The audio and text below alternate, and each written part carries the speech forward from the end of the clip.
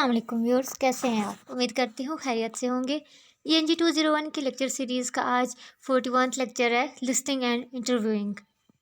अभी तक हम राइटिंग स्किल्स पे बात कर रहे थे। हमने बहुत डिटेल से राइटिंग स्किल्स को देखा, किस तरह हम गलतियों को दूर कर सकते हैं, सब कुछ। लेकिन अब हम जो है वो ओरल कम्युनिकेशन पे थोड़ा आ जाते हैं, क्योंकि हमें जब बिज़नेस और टेक्निकल सिचुएशन में होते हैं तो हमें ओरली भी बहुत ज़्यादा कम्युनिकेशन करनी पड़ती है। तो ओरल कम्युनिकेशन भी इतनी आसान नहीं है, उसके लिए भी आपके पास कुछ स्किल्स होना ज़रूरी है, कुछ तरीके होते हैं जिससे आप अपनी ओरल कम्युनिकेशन को बिज़नेस लेवल पे और फॉर्मल सिचुएशन में यूज़ करते हैं। ठीक है, तो सबसे पहली चीज़ जो है, ये facing communication dilemma at Rockport. तो रॉकपोर्ट जो है ये जॉन थॉर्नबैक जो एक नाम है, वो उनकी एक कंपनी थी। ठीक है, जिन्होंने जो है वो फुटवेयर का काम था जिनका, यानी कि वो जूतों की कंपनी थी उनकी। तो इन्होंने क्या किया कि एक दिन मतलब वो कहते हैं कि रोज़ रोज़ आज सीनियर्स की मीटिंग बुलाना, फिर जूनियर्स की बुलाई। सबसे अच्छा है कि उन्होंने क्या कि 350 मैनेजर समेत सारे उनके एम्प्लॉयज़ थे, उन सबको इकट्ठा किया एक ही दिन, और एक बड़े रूम में उन्होंने मीटिंग की। 2 दिन की मीटिंग हुई, यानी कि एक दिन में 8 घंटे काम होता है, तो 16 घंटे की वो मीटिंग थी, और इकट्ठा उन्होंने सबको बुलाया, सबकी सुनी, यानी इस तरीके से उन्होंने मीटिंग की। कहते हैं कि रॉकपोर्ट्स जो जॉन थॉर्नबैक ना जानता था कि स्पीकिंग और लिसनिंग जो है, इनकी कम्युनिकेशन स्किल्स ये ज़्यादा यूज़ होती हैं। ठीक है, यानी राइटिंग बहुत कम यूज़ होती है, क्योंकि बोलना और सुनना ये बहुत ज़्यादा यूज़ होता है। इस वजह से उसने कहा कि उसने ये चूज़ किया कि पीपल, इससे अच्छा है कि मैं उन सबको एक काम दे दूँ कि वो बैठ के लिखने लग जाएँ, एक दूसरे को टाइम जो है वो करें, पहले कंपोज करें, टाइपिंग करें, रीराइट करें, रीटाइप करें, डुप्लीकेट करें, डिस्टर्बेंस हो, एक दूसरे को जो है वो करने की कोशिश करें, कॉपी करने की कोशिश करें। इससे अच्छा है कि मैं सबको बुला लूँ और सबसे बात कर लूँ। ठीक है, उसने ये चीज़ मतलब की कि ओरल कम्युनिकेशन के लिए उसने एक मतलब कह सकते हैं कि एक कंडक्ट किया, जो है वो एक्सपेरिमेंट समझ लें। ठीक है, तो वो कहता है कि फेशियल एक्सप्रेशन, ताकि मैं सबके facial expression, eye contact, tone, gestures, postures सबके देख सकूँ, पता चले कि कौन किस जो है लेवल पे। ठीक है, तो कहते हैं कि ओरल कम्युनिकेशन जो होती है वो सेटिस्फाई करती है एक इंसान की ज़रूरत को। जब वो इंसान ह्यूमन कम्युनिटी में होता है और वो फील करता है, गुड फील करता है जब आप डायरेक्टली किसी की बोल के हेल्प कर देते हो। तो ठीक है, वो कहते हैं जब बोलने से जो है एक इंसान का जो बिल्ड होता है, उसका मोरल बिल्ड होता है, उसकी गुड आइडेंटिटी बनती है ग्रुप में। ठीक है, जब वो बोलता है तो लिखने में तो जब आप इंसान बैठ कर आराम से लिख रहा है, आराम से सोच सोच के वो लफ्ज़ बना सकता है। लेकिन एक इंसान अगर अच्छा बोल रहा है तो उसे क्योंकि कॉन्स्टेंटली बोलना होता है, तो वो उसकी अच्छी आइडेंटिटी बन जाता है। उसके बाद वो कहते हैं कि जब आप ओरली कम्युनिकेट कर रहे होते हो तो आप जो है वो एडवांटेज और पॉजिटिव करेक्टरिस्टिक्स से जो है वो आपको ट्राई करें कि आप एडवांटेज ले सकें। ठीक है, तो आपका जो में डेंजर होता है, खतरा है, वो मिनिमाइज़ हो जाते हैं। तो कहते हैं कि अचीव करने के लिए, ये गोल अचीव करने के लिए हमें 2 स्किल्स को इंप्रूव करना ज़रूरी है। एक अपनी स्पीकिंग की स्किल और दूसरी है लिसनिंग की स्किल। ठीक है, इन जितना बोलने के लिए हमें स्किल्स की ज़रूरत है, लिसनिंग के लिए भी स्किल्स की ज़रूरत है। सबसे पहले हम स्पीकिंग को देख लेते हैं। तो कहते हैं कि organise your thoughts in a logical वे। सबसे पहले अपनी जो थॉट्स हैं, आपने जो बोलना है, उससे पहले आपने जिस बारे में बोलना है उसके बारे में अपनी जितनी आपकी सोच है उसको एक लॉजिकल वे में ऑर्गेनाइज़ कर लें, इकट्ठा कर लें। फिर आप स्टाइल चूज़ करें कि इस मौके पे मुझे कौन सा स्टाइल मेरा होना चाहिए बात करने का। फिर अपने रिमार्क्स जो है एडिट कर लें उनको मेंटली, कि मैं अगर इस तरह बोलूँगा तो सामने वाले का क्या मतलब रिएक्शन हो सकता है। सब कुछ पहले से अपने दिमाग में जो है वो कर लें। उसके बाद कहते हैं कि जब आप बोल रहे हो तो आप सामने वाले बंदे को देखें और उसके वर्बल और नॉन वर्बल फीडबैक को जज करें। देखें कि वो उसके फेशियल एक्सप्रेशन क्या है, या अगर बोल के वो फीडबैक दे रहा है तो वो क्या दे रहा है। यानी कि आप अपने मैसेज से जो आउटपुट चाहते थे कि आपको वो मिलेगी या नहीं। अगर नहीं मिल रही तो रिवाइज एंड ट्राई अगेन।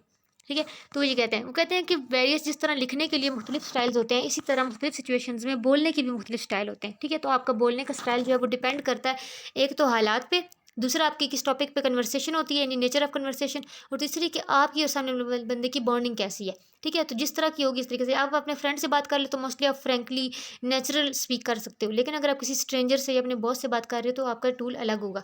ठीक है, तो कहते हैं कि ओरल कम्युनिकेशन करने की अब बहुत ज़्यादा इंपॉर्टेंट टूल है टेलीफोन। ठीक है, जिसने बहुत ज़्यादा फासलों को ख़त्म तो कर दिया है। लेकिन अगर आपकी टेलीफोन स्किल्स अच्छी नहीं है तो सामने वाले को ऐसा भी लग सकता है कि आप रूड हो रहे हो। ठीक है, हालांकि आप नॉर्मल बात कर रहे होते, पर फ़ोन पे क्योंकि आपके फेशियल एक्सप्रेशंस नज़र नहीं आ रहे होते, तो आपकी इतनी स्किल्स अच्छी होनी चाहिए कि आपको वैल्यूएबल टाइम वेस्ट ना हो और सामने वाले आपको रूड ना समझे। ठीक है, तो हम अपना टाइम पे जो है वो टाइम मिनिमाइज़ तो कर सकते हैं टेलीफोन पे, लेकिन उसके लिए हमें प्रोडक्टिव डिलीवरी आनी चाहिए, जो हमें सामने वाले को ऐसा लगे कि हम उसके हक़ में बात कर रहे हैं। वो कहते हैं कि इंक्रीजिंग फ़ोन प्रोडक्टिविटी के लिए हम क्या-क्या कर सकते हैं, कि आप जो आपने कॉल करने से पहले आप जिस बारे में बात कर रहे हो उसका ना एजेंडा बना लो, यानी कि मेन पॉइंट्स लिख लो सामने। ठीक है, लिख लेंगे तो आप कन्फ्यूज़ नहीं होंगे, सामने वाले से आप ईज़िली बात कर सकेंगे। उसके अलावा वो कहते हैं कि जो सोशल चिट चैट है ना, वो कॉल के एंड तक के लिए रख लें, यानी क्या हुआ, क्या चल रहा है, आजकल जो हाल-चाल पूछना है ना, वो एंड तक के लिए रख लें, कि ताकि कॉल करें तो आप फ़ोकस्ड हो अपने टॉपिक पे, उस टॉपिक पे बात कर लें। जो चिट चैट है, सोशल चिट चैट, वो सारी आप एंड पे कर दें। ठीक है। उसके अलावा वो कहते हैं कि दो बार बार एक ही पर्सन से during a day short calls करने से अच्छा है कि एक ही बार जो है लॉन्ग कॉल कर लें और उस पर एक ही बार बात कर लें। इससे आप जो है वो अपना टाइम जो बचा सकते हैं। उसके अलावा कहते हैं कि अगर आप फ़ोन पे बंदा आपको रीच करना जो पॉसिबल नहीं है तो फिर आप क्या है फैक्स कर दें। और उसके अलावा एक दिन में जितने लोगों से आपकी बात होनी चाहिए उसकी लिस्ट आपके असिस्टेंट के पास होना ज़रूरी है। इवन कि अगर आपने उनसे मीटिंग करनी है, जो भी मीटिंग करनी है या कॉल पे बात करनी है, तो आपके असिस्टेंट के पास उनकी लिस्ट होना ज़रूरी है ताकि वो आपको रिमाइंड कराता रहे। अब आगे है लिसनिंग। लिसनिंग वो कहते हैं कि टिपिकली आपका सबसे ज़्यादा टाइम बोलने से भी ज़्यादा टाइम लिसनिंग में गुजरता है। ठीक है। अगर आपकी लिसनिंग जो है वो अच्छी है तो आपकी रिलेशनशिप जो ऑर्गेनाइजेशन में वो अच्छे हो सकते हैं। आपकी ऑर्गेनाइजेशन में जो है प्रोडक्टिविटी वो बढ़ सकती है। आपकी ऑर्गेनाइजेशन में इनोवेशन की ग्रोथ हो सकती है। इंटरनल भी और एक्सटर्नल भी इनोवेशन होती है। ठीक है। जब अच्छा आप सुनेंगे तो आइडियाज़ डेवलप होंगे, आइडियाज़ डेवलप होंगे तो इनोवेशन होगी। ठीक है। तो उसके अलावा आपकी जो मैनेजिंग है, ग्रोथ है आपकी ऑर्गेनाइजेशन की, वो अच्छी होगी। ठीक है। उसके बाद कहते हैं कि लिसनिंग में क्या क्या होता है, क्या क्या फील होता है। सबसे पहले जब आप सुनते हो, लफ्ज़ सुनते हो तो सेंस करते हो, महसूस करने की कोशिश करते हो सामने वाला क्या बोल रहा है। देन आप इंटरप्रेट करते हो, समझते हो उसकी बात को।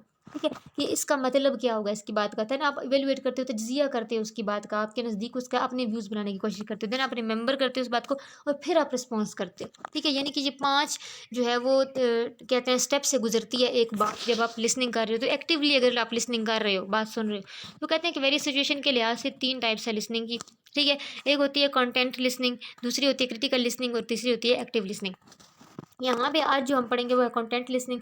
तो कहते हैं कि गोल जो है कंटेंट लिसनिंग का वो ये है कि अंडरस्टैंड किया जाए और इन्फॉर्मेशन को रिटेन किया जाए जो स्पीकर हम तक पहुँचा रहा है। ठीक है। हम कुछ क्वेश्चन भी पूछ सकते हैं स्पीकर से जब वो बोल रहा है, तो आप क्योंकि आपने कंटेंट को समझना है, मेन चीज़ है ना समझना है। तो अगर आपको कुछ नहीं समझ में आ रहा है तो आप सामने वाले से पूछ सकते हो जब वो बोल रहा है। ठीक है। तो मेन पॉइंट क्या है कि आपने आइडेंटिफाई करने हैं की पॉइंट्स मैसेज के। ठीक है। और आपने श्योर करना है कि लिसनिंग वो क्लूज़ जो उसके स्ट्रक्चर में जो है ना वो आपने इकट्ठे करने हैं लिसनिंग के टाइम पे।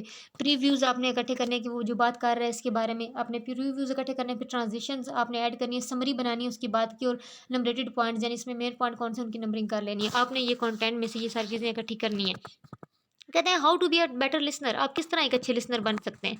ठीक है। तो कहते हैं कि आपकी सिचुएशन कोई भी हो, चाहे कंटेंट की है, चाहे क्रिटिकल है, चाहे एक्टिव लिसनिंग की है, जो भी हो फ़र्क नहीं पड़ता।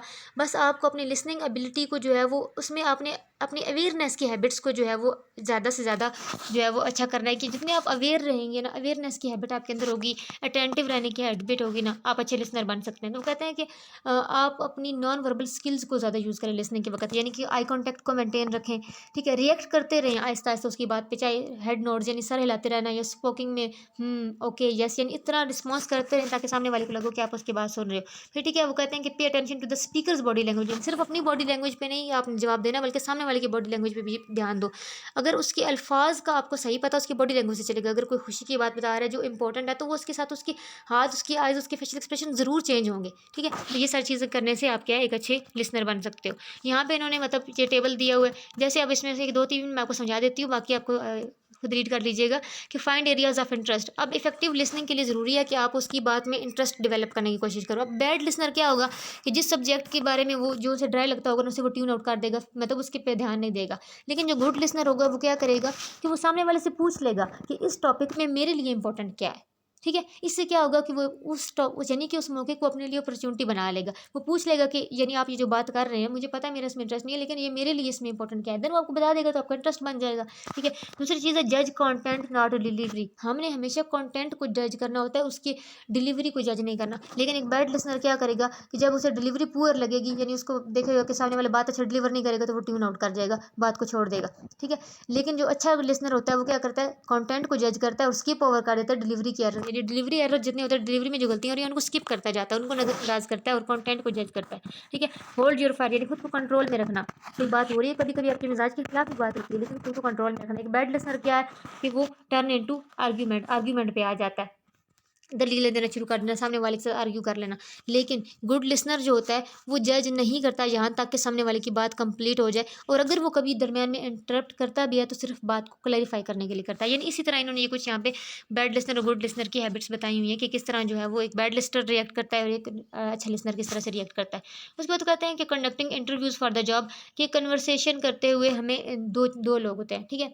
एक होता है इंटरव्यूअर और एक होता है इंटरव्यूई। एक इंटरव्यू करने वाला, एक इंटरव्यू लेने वाला।